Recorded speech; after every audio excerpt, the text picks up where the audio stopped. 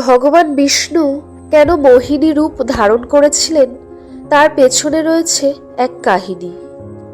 চলুন জেনে নিই সেই কাহিনী। তার আগে প্রিয় দর্শক, আপনি যদি এই চ্যানেলে নতুন হয়ে থাকেন তবে অবশ্যই চ্যানেলটি সাবস্ক্রাইব করবেন। মোহিনী হলো একমাত্র মহিলা অবতার যা ভগবান বিষ্ণু ধারণ করেছিলেন, যার রূপ করুণা, সৌন্দর্য এবং অতুলনীয় আকর্ষণের মূর্ত প্রতীক ছিল।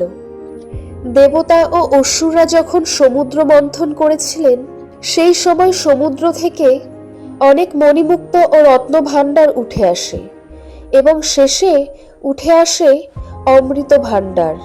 এই অমৃত ভাণ্ডার অসুরেরা যখন দেবতাদের কাছ থেকে কেড়ে নেওয়ার অধিকার করে, তখন দেবতারা খুবই উদ্বিগ্ন হয়ে পড়েন।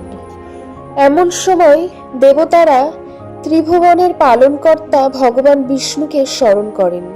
সমুদ্র থেকে উঠে আসা অমৃতের ভাণ্ডার কাদের কাছে থাকবে সেই অধিকার নিয়ে দেবতা ও অসুরের মধ্যে যুদ্ধ শুরু হয়।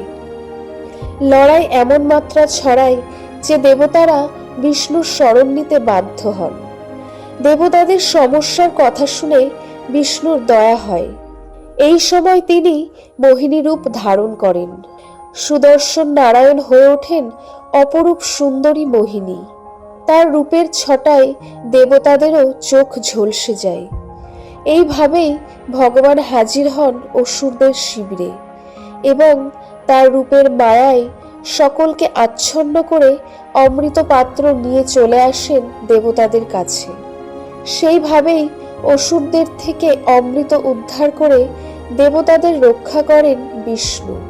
ভগবান বিষ্ণুর মোহিনী অবতার নিয়ে শুধু এই কাহিনীই নয়, শোনা যায় আরও একটি কাহিনী, যার মধ্যে একটি স্বয়ং দেবাদিদেব মহাদেবেরও সম্পর্ক রয়েছে। দেবাদিদেব মহাদেব ভস্মাসুর নামে এক অসুরকে বর দিয়েছিলেন যে সে যার মাথা স্পর্শ করবে সেই ভস্ম হয়ে যাবে।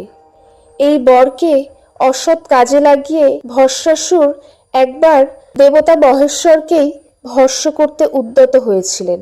মহাদেব ভস্মাসুরের হাত থেকে বাঁচতে যখন এদিক ওদিক পালিয়ে বেড়াচ্ছিলেন, এই সময় ভগবান বিষ্ণু মোহিনী রূপ ধারণ করে ভস্মাসুরের সামনে আসেন।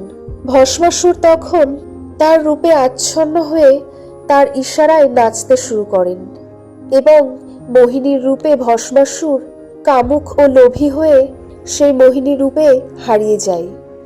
এই সময় ছল করে নাচের মুদ্রায় ভস্মাসুরকে বধ করেন মোহিনীরূপী ভগবান বিষ্ণু। আবার এই রূপের মোহে আচ্ছন্ন হয়ে দেবাদিদেব মহেশ্বর মোহিনীকে বিবাহ করেন বলে জানা যায়। পুরাণে বলা হয়েছে তাদের মিলনে সন্তান হিসেবে আয়াপ্পার জন্ম হয়, যিনি দক্ষিণ ভারতের অন্যতম প্রসিদ্ধ দেবতা। তাই হিন্দু ধর্মে মোহিনী একাদশী বিশেষভাবে পালন করা হয় এবং শুভ মনে করা হয়।